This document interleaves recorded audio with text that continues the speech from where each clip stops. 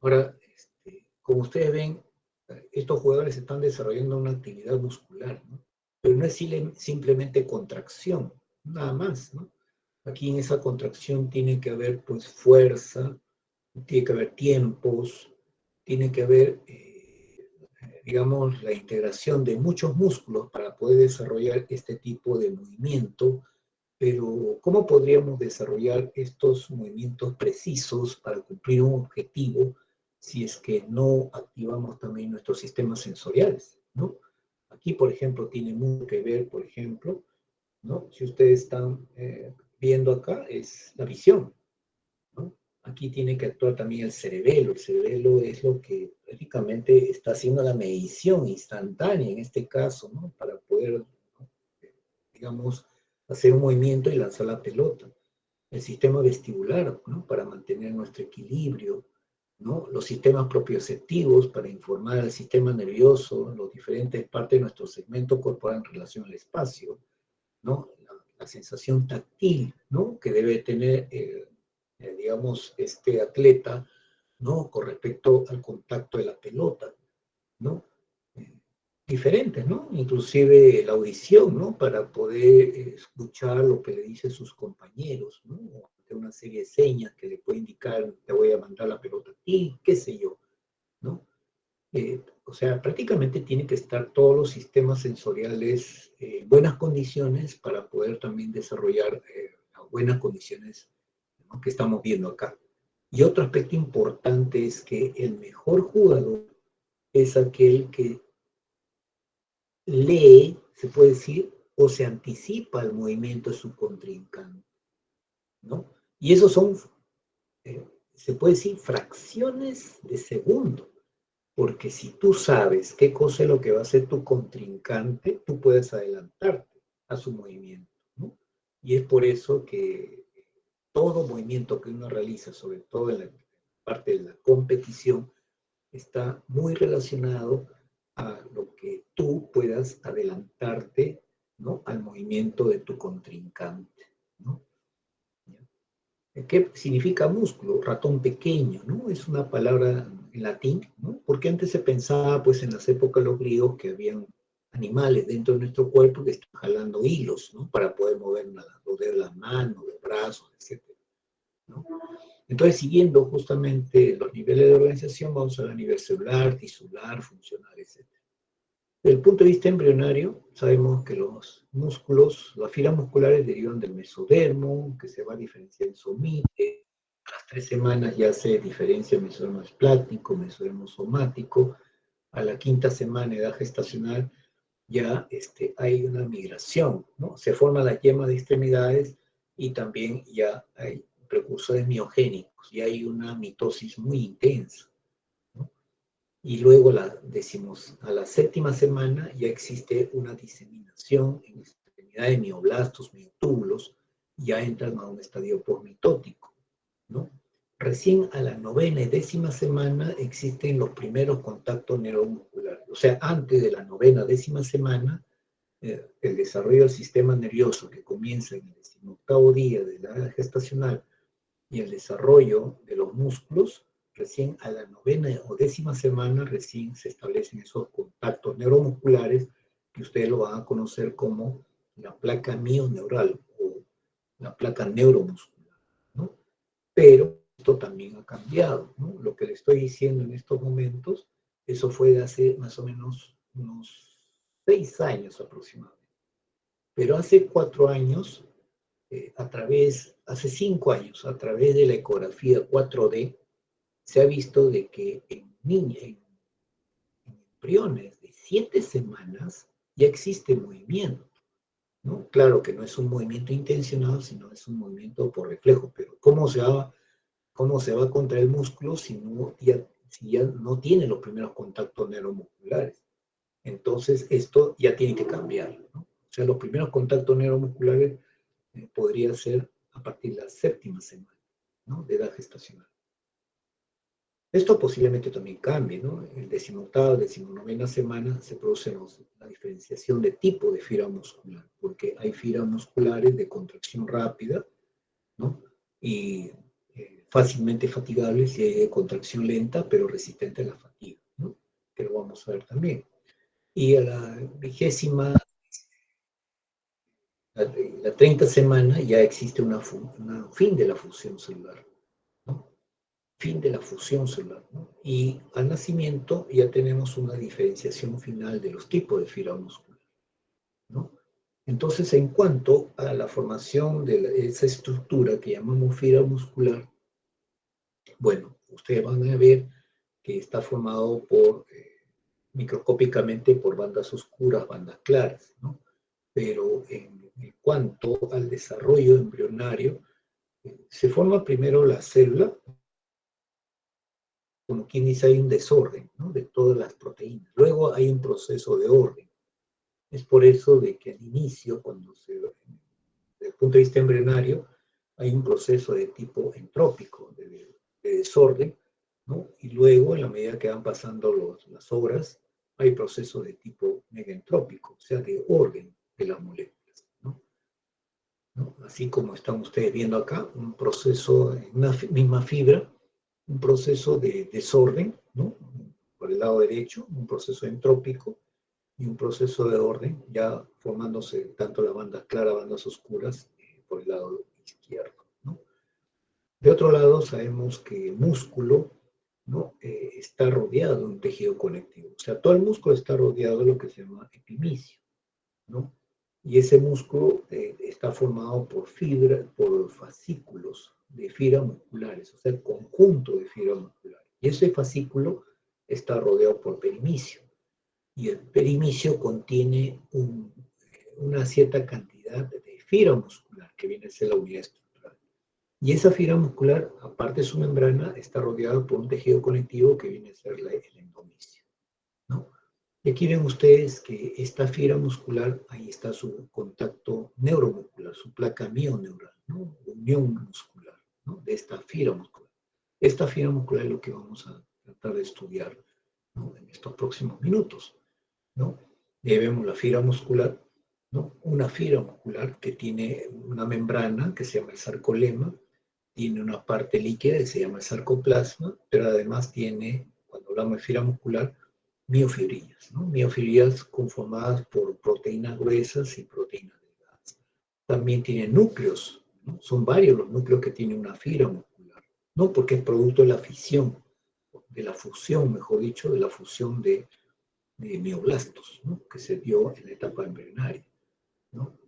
Y bueno, cuando vemos un segmento de la fibra muscular, tenemos pues una membrana que es el sarcolema, ¿no? Y vean ustedes varias imágenes,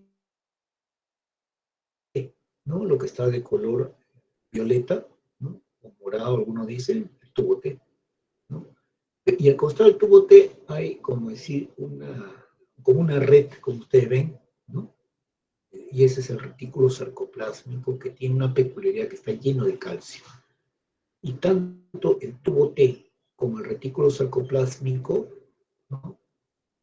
El T, el sistema T, no se olviden, chicos. Ese sistema T va a rodear al grupo ¿no? Rodea al grupo miofibrillas. Ya vamos a ver por qué. Y cuando vemos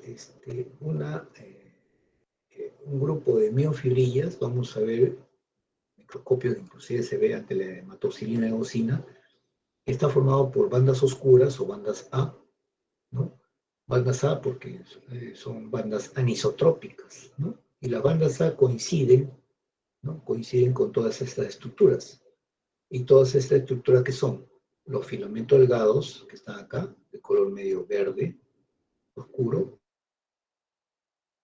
que son esta proteína de color naranja, que viene a ser la proteína de miosina. Pero esta proteína de miosina, como ustedes ven, está formada por cabezas y colas. Cabezas y colas. Y aquí en este punto, donde se reúnen todas las colas de esa proteína, se llama punto M. Y se ha medido inclusive cuántas moléculas de miosina tiene un extremo y otro. Tiene 200 cada extremo, ¿no? Y así ven ustedes que la banda A o banda oscura o banda anisotrópica está formada por filamento delgado y filamento grueso, ¿no? El filamento delgado ¿no? Está formado por tres tipos de proteínas, ¿no?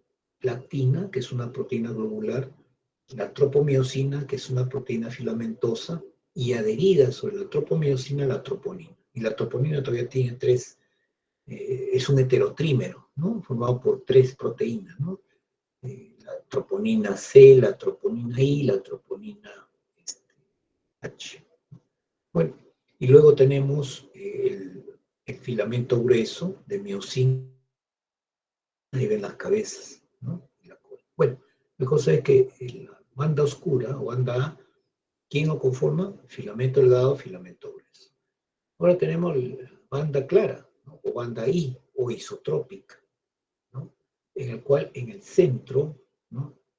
Hay una estructura más densa que se llama los discos Z, ¿no? Entonces, esa banda clara o banda I, ¿quién lo conforma?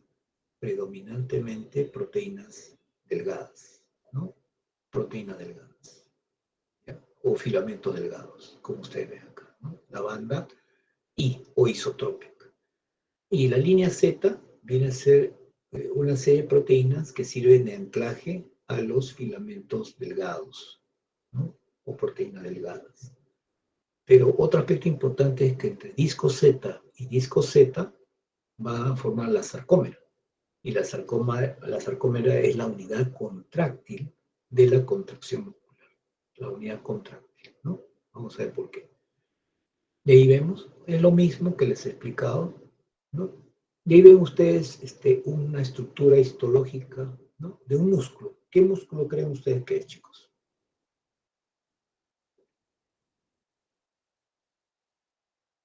Listo. ¿Mm? ¿Cuál? ¿Qué músculo tiene estas estructuras que son transversales digamos, a la longitud del músculo? Los discos intercalares. ¿Qué músculo tiene los discos intercalares? Músculo cardíaco. Recuerden que los discos intercalares son sinapsis eléctricas, ¿no? Porque permiten pasaje de iones. Así es. Luego que se parece un poco más desordenado es el músculo liso. Y que parece más ordenadito es el músculo esquelético, en el cual sí se ven las bandas oscuras, ¿no? O las bandas A, y las bandas claras o bandas I, ¿no? Entonces, cuando hablamos de la contracción muscular, ven ustedes que aquí en el gráfico de arriba, ¿no? Los discos Z están bien separados, ¿no? ¿Y eso por qué? Porque el músculo está relajado. Pero cuando los discos Z se acercan, es porque el músculo se contrae, ¿no? Y eso se está reflejando aquí en el GIF que se está viendo en la parte inferior, ¿no? Entonces, cuando nosotros decimos qué proteína se desplaza sobre quién cuando se contrae, quien se desplaza es la proteína delgada sobre la proteína gruesa, ¿no? ¿Y por qué? Porque todos los elementos que conforman o que forman la proteína gruesa, la proteína miosina, están fijos al citoesqueleto de la fibra muscular, ¿no? Pero claro, la interacción va a ser muy importante entre las dos fibras, filamento delgado, filamento grueso, que lo vamos a ver, ¿no? Además, cuando vemos el gráfico de la izquierda, no es que solamente existen proteína gruesa de miosina y proteína delgada de actina, ¿no? Sino que también hay otras proteínas, por ejemplo la nebulina, que viene a ser una proteína que rodea a los filamentos delgados, ¿no? ¿Y para qué? Para mantener su estabilidad, ¿no? Y hay otra proteína, la titina, ¿no? Que une el disco Z con el filamento grueso. ¿Y para qué sirve? Cuando uno estira, ¿no? O mejor dicho, separa los discos Z, o sea, hay un estiramiento, puede volver a su posición normal a través de la titina, ¿no? Y así veríamos una serie de proteínas, ¿no? También involucradas. Viendo la cabeza de miosina, una de las cabezas de miosina vemos que está formado por dos cabezas y una cola, ¿no? Bueno, seguimos. Entonces, aquí vemos una coloración especial en la cual se ve perfectamente la banda oscura o banda A y la banda clara o banda I. Y justamente en el centro tenemos una mayor visualización de los discos Z. Y entre disco Z y disco Z forma la sarcómera. Pero esta tinción es especial porque aquí está tiñendo, ¿no?, al retículo endoplasma, retículo sarcoplásmico, ¿no?, que está lleno de calcio, ¿no?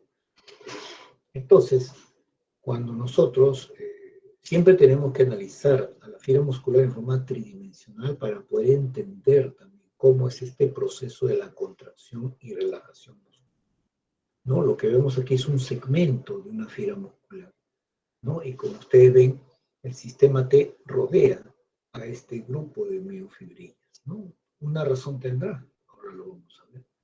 Y los tubos T, ¿no?, o tubos transversos, se comunican con la sarcómera. La sarcómera.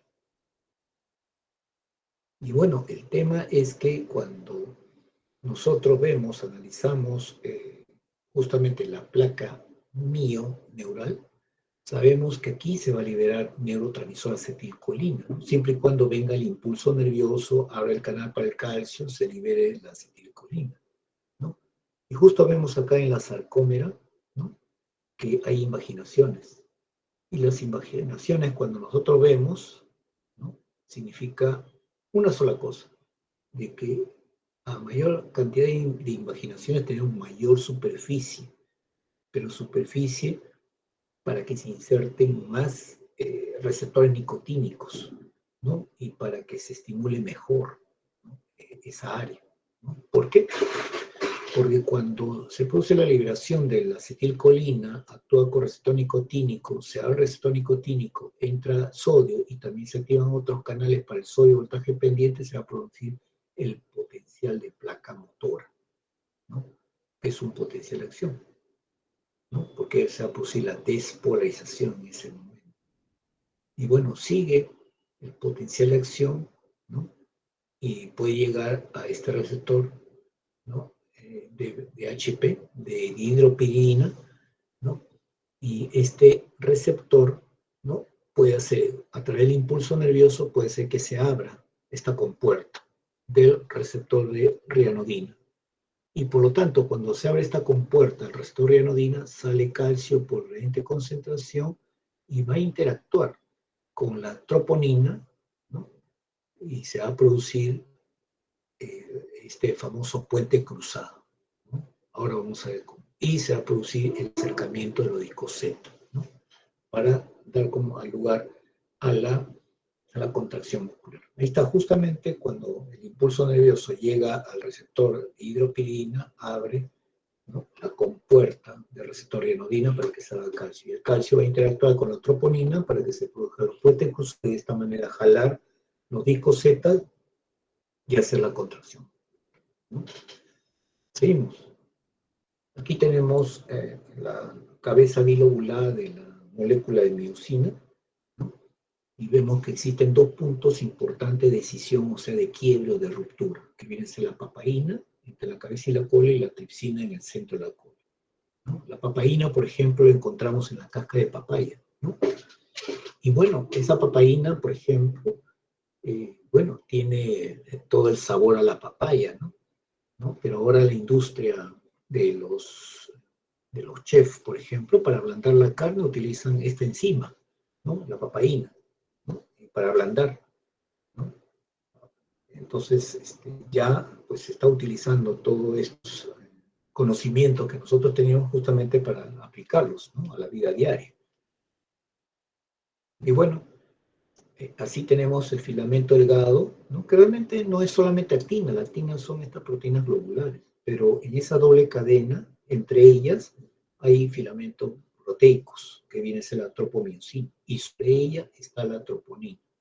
Y tenemos tres proteínas que conforman la proteína, la troponina C, la troponina I y la troponina T, ¿no?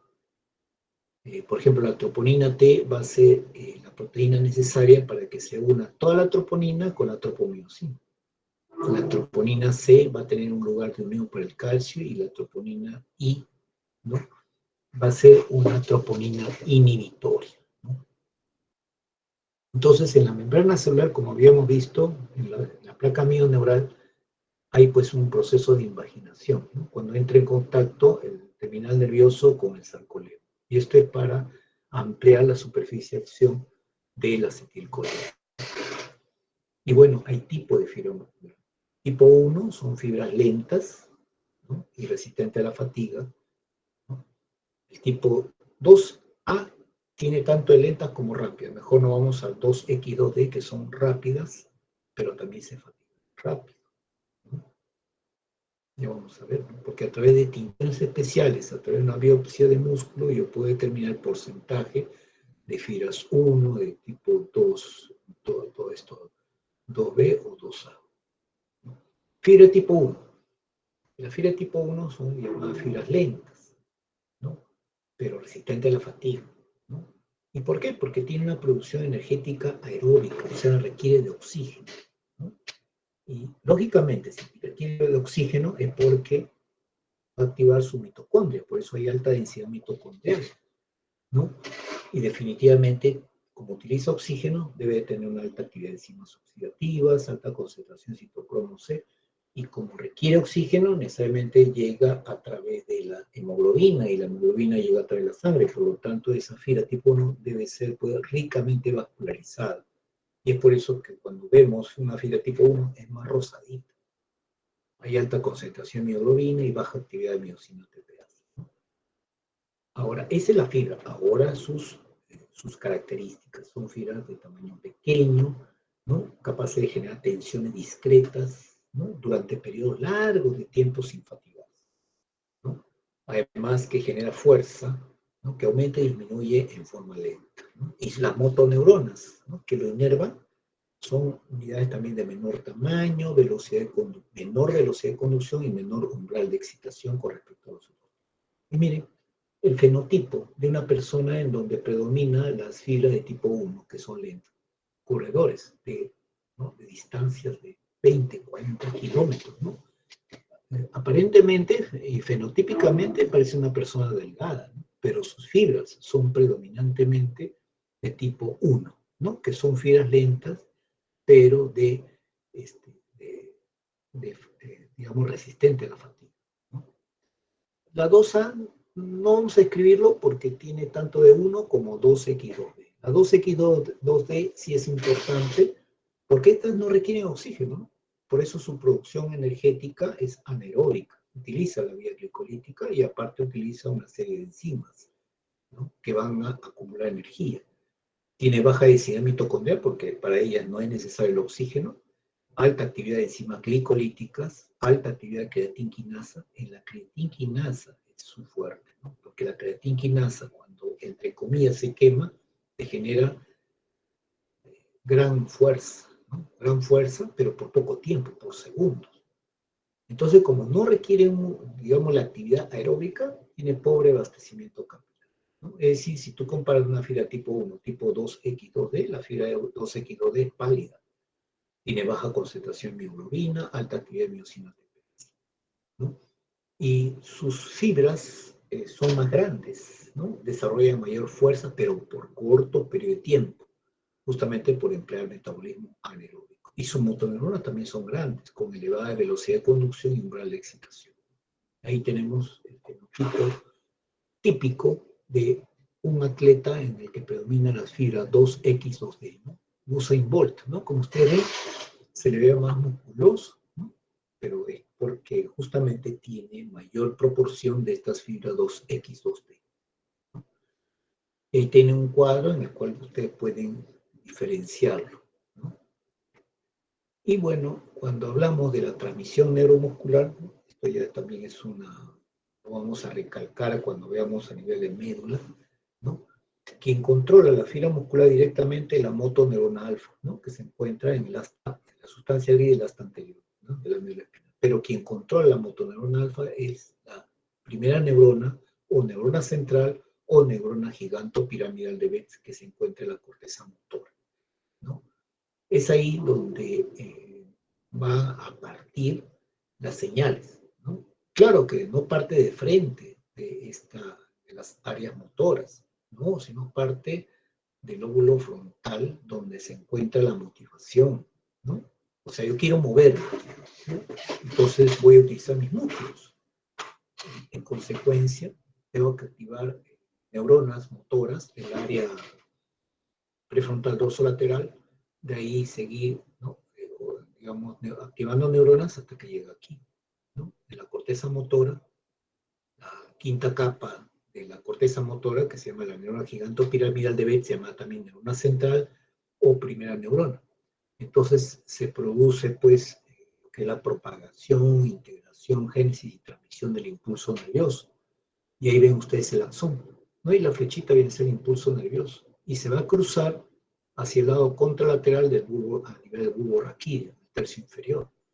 Y ese axón sigue descendiendo y va a hacer sinapsis con la segunda neurona o neurona periférica o la motoneurona alfa, ¿no? A través del haz corticoespinal lateral, ¿no? Por ahí va a llegar el axón, ¿no? De ahí se activa la motoneurona alfa y esto, el impulso nervioso, va a llegar justamente a la fibra muscular para que se contraiga, ¿no? ¿Ya? Lo que estamos hablando entonces es la vía motora voluntaria.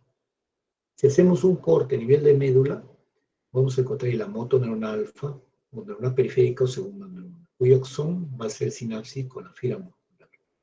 Pero si nos vamos a la parte superior, en la quinta capa, vamos a encontrar la neurona gigantopiramidal de Betz, o neurona central o neurona periférica.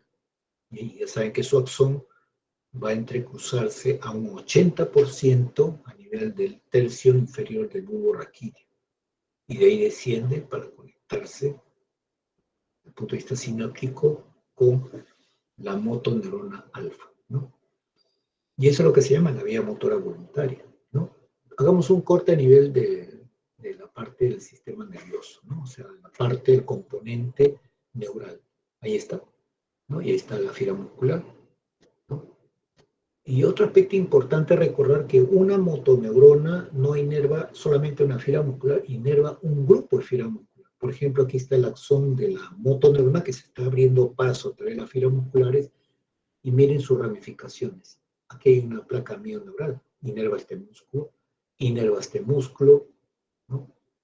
Inerva este músculo, inerva aquí, inerva acá, etc. Es decir, una motoneurona inerva varias fibras musculares y ese conjunto se llama unidad motora, ¿no? Volvamos a nuestro esquema anterior. Aquí el terminal nervioso está en reposo porque el interior es negativo, el exterior es positivo, igual que la fibra muscular. Agreguemos los elementos, ¿no? Ahí tenemos las vesículas cargadas con neurotransmisores poliartáquea. Ustedes saben de que se adhiere o se acerca mucho a la membrana presináptica por una serie de proteínas también. Y hay otro pool de reserva que también se une al citoesqueleto, en caso de que se acabe el pool de ataque. Tenemos aquí el canal para el calcio, voltaje pendiente, que está cerrado porque todo está en reposo. Tenemos el receptor nicotínico que está cerrado porque todo está en reposo. Y también en la membrana postsináptica tenemos canales para el calcio voltaje dependiente que están cerrados porque todo está en reposo, ¿no? El sodio predomina en la extracelular como el calcio también. Y el receptor nicotínico es esta parte, este receptor nicotínico es una estructura formada por 5 subunidades, ¿no? 2 alfa, una beta, una gamma, dos alfa, una beta, una gamma y una delta. Y justo en las subunidades alfa se encuentran los sitios de recepción para la acetilcolina. Es decir, este receptor abre el canal para el sodio siempre y cuando se unan dos moléculas de acetilcolina en las subunidades alfa, ¿no? Sigamos. Recuerden que tenemos las invaginaciones, el tubo T, tenemos el retículo sarcoplásmico lleno de calcio, aquí tenemos el receptor de iodina que está cerradito porque todo está en reposo, ¿no? Y ahí ven las proteínas gruesas, las proteínas delgadas que están insertadas en los discos Z, ¿no? Entonces, cuando viene el impulso nervioso, viene de la primera neurona, ¿no? Desciende, por aquí está descendiendo el impulso nervioso, aquí, ¿no? En el asta anterior, ahí están las conexiones, digamos, se libera el glutamato, ¿no? Hay una sinapsis acá, ¿no? Entonces, cuando viene el impulso nervioso, ¿no? Lo que va a hacer es liberar glutamato y esto va a hacer que en la membrana de la motoneurona alfa se genere, luego se integre, ¿no? Y luego se propague. luego se integre, luego se genere y luego se transmite el impulso nervioso, ¿no? Y ese impulso nervioso, ¿no?, sigue hasta llegar a la fibra muscular. Pero ojo, esta zona donde está la sinapsis entre la primera neurona y segunda neurona, ¿no? No es que solamente a esta motonal le llega sinapsis de la primera neurona, no. Le llega sinapsis, por ejemplo, de los núcleos motores del tronco encefálico, le llega al cerebelo, le llega a diferentes áreas de la corteza cerebral. Por eso es que a la motoneuronal alfa se le llama vía final común. Vía final común, ¿no? Entonces estamos por aquí. Ahí está el impulso nervioso. Está llegando aquí el impulso nervioso despolarizando la membrana, ¿no? En la medida que va avanzando el impulso nervioso, llega al canal para el calcio voltaje PN, se abre por el cambio de polaridad.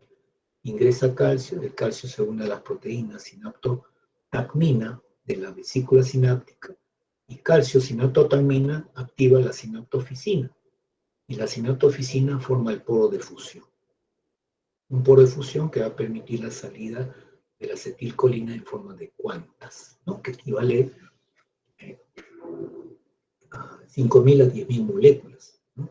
Y bueno, cuando se abre, se produce ese poro de fusión, la acetilcolina sale, se une al receptor nicotínico, el receptor nicotínico se abre e ingresa sodio. Pero ese sodio, como es catión, despolariza alrededor del receptor nicotínico, y esa despolarización activa también esos canales para el sodio voltaje. Por lo tanto, ingresa sodio masivamente, ¿no? Y se forma el potencial de placa motora. Y ese potencial de placa motora se transmite por toda la membrana del sarcolema, la membrana del tubo T, la membrana del retículo sarcoplásmico, y por lo tanto se activa el receptor rianodina y sale calcio. Y cuando sale calcio, miren ustedes, entre disco Z y disco Z, se produce el acercamiento, ¿no? Ese acercamiento viene a ser justamente debido a mejor dicho, ese acercamiento al disco Z produce la contracción. Entonces, aquí hay un fenómeno eléctrico y aquí hay un fenómeno mecánico. ¿Y quién está mediando esto? El calcio. Por eso es que si yo les pregunto, ¿cuál es el elemento que media entre el fenómeno eléctrico y el calcio, ¿no?, que constituye como un puente? El calcio. Ese es el calcio. Entre el fenómeno eléctrico y el fenómeno mecánico. Por lo tanto, si no hay calcio, por más potencial de placa motora, no se va a contraer el músculo, ¿no? A ver, vamos a ver cómo es esa interacción con el calcio, ¿no? Aquí tenemos, de las 400 moléculas, tenemos 2 moléculas de miosina, cabeza y cola, cabeza y cola. Y miren el ángulo que hace, ¿no?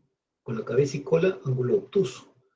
Luego tenemos las proteínas globulares de actina, que están adheridas a los discos Z, ¿no? Ahora sabemos, por ejemplo, que si la actina se ve de frente con la miosina, va a haber una atracción electrostática muy fuerte, ¿no? ¿Ya? Pero ¿qué estructura es la que se opone a esa atracción electrostática? La tropomiosina. ¿Y quién está encima de la tropomiosina? La troponina. Y ahí tenemos la troponina T, que es el elemento unión de toda la troponina con la tropomiosina, la troponina C, que tiene un elemento, una zona de unión con el calcio, y inhibitoria, ¿no?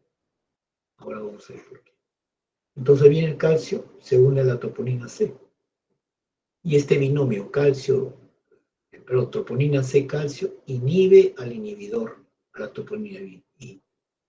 Y si inhibe al inhibidor, ¿no?, y desplaza la tropomiosina, ¿no?, aquí se van a ver, ¿no?, cabeza de miosina con alactina, ¿no? Y eso todo debido a esto, troponina C-calcio. Esa unión de estos dos, ¿no?, va a dar lugar a la inhibición de la troponina I. Por lo tanto, se desplaza la tropomiosina.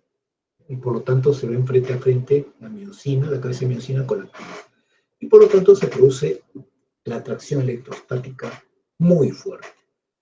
Entonces entra a tallar otro fenómeno, la hidrólisis del ATP en la cabeza de miosina.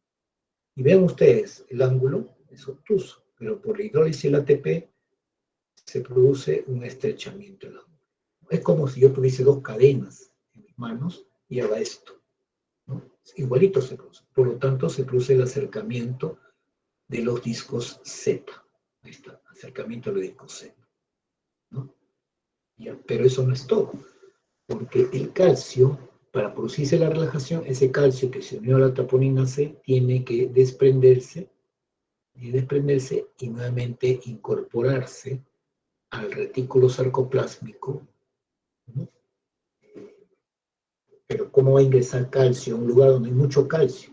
Entonces tiene que emplearse una bomba de calcio, magnesio, TPase. Por lo tanto la contracción muscular como la relajación muscular emplean energía, pero la energía en mayor intensidad se emplea en la contracción muscular. Esa es la idea. Y ahí se produce la contracción muscular. Esto está todo aquí conversado. Y la formación de los puentes cruzados también es importante entre la cabeza de miocina con la actina, ¿no? Inclusive se puede establecer cuánto se desplaza el filamento delgado si es que se produce, ¿no? Digamos, el puente, ¿no? Y es más o menos una micra. Hay todo un ciclo de contracción muscular, ¿no? Listo, chicos. Hasta acá creo que quedamos porque para darle un poco más de espacio también. ¿Preguntas? ¿Preguntas? A ver, delegado, ¿estás ahí, Álvaro? Sí, doctor. ¿Cuándo sería nuestra próxima reunión? El próximo martes a Ya. las 2 p.m. Ya, ¿y ahí acabamos? Sí, ya sería las teorías de la tercera semana. Ya.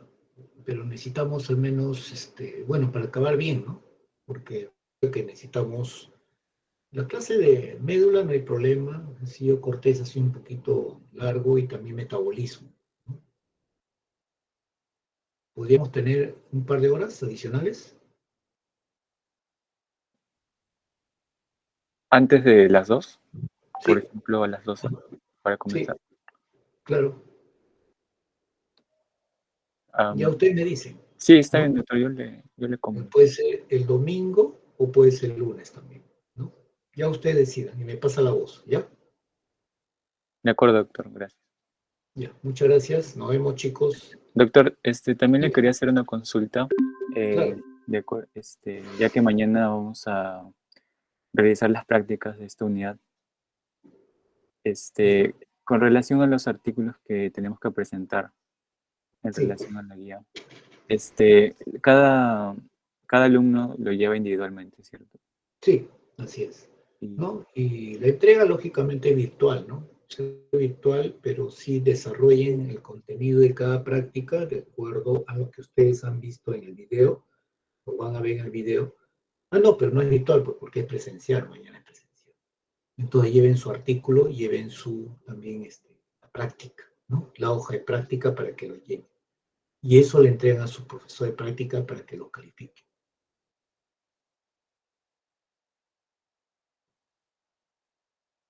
¿Ya? está bien, doctor. No sé si Ya. alguno de mis compañeros tiene otra pregunta con respecto a la práctica.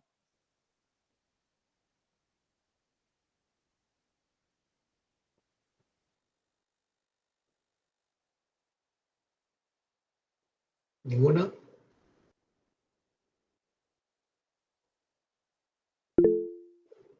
Sí, Gerardo, dime.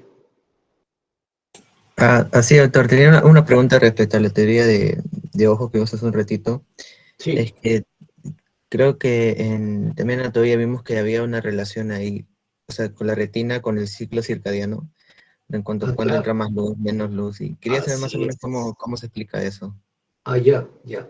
¿Por qué? Porque justamente hay una vía, un grupo de axones que salen justamente de la retina y hay una conexión con el hipotálamo, ¿no? Sobre todo el núcleo supraquiasmático, ¿no? Que tiene que ver con el ritmo circadiano, ¿no? Y eso está en relación con la luz, ¿no?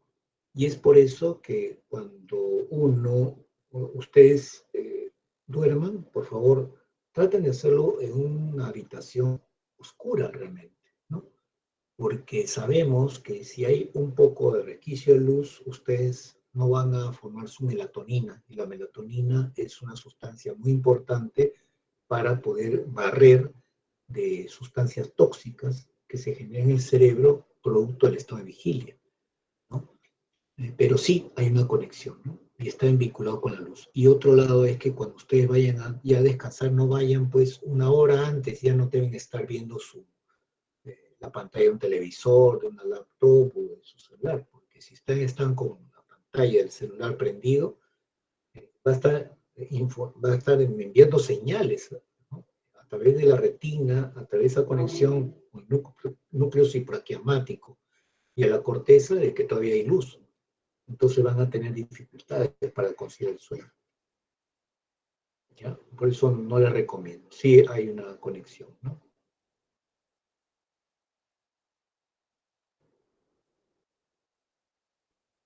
Sí, Isabel, dime. Ah, ya, gracias, Isabel.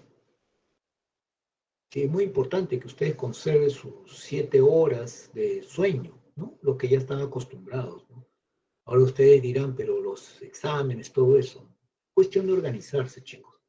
Porque si ustedes no duermen, un día que no duerman, pierden el doble de neuronas que se mueren diariamente. Por eso es conveniente que tengan sus horas de sueño, respeten sus horas de sueño, ¿no? Para que tengan sus neuronas, ¿no? No será intacto porque diariamente se mueren, ¿no? Neuronas, ¿no? Pero se duplica esa mortalidad neuronal cuando ustedes no descansan, ¿no? Además, cuando ya estudian, se esfuerzan, se amanecen, al día siguiente dan un buen examen, pero ¿cuál es el costo? Muerte neuronal. Ese es el costo. Ya. Muy bien, chicos. A usted, gracias. Gracias, Linda. Muy amable. Ya. Muy bien, chicos, entonces a descansar.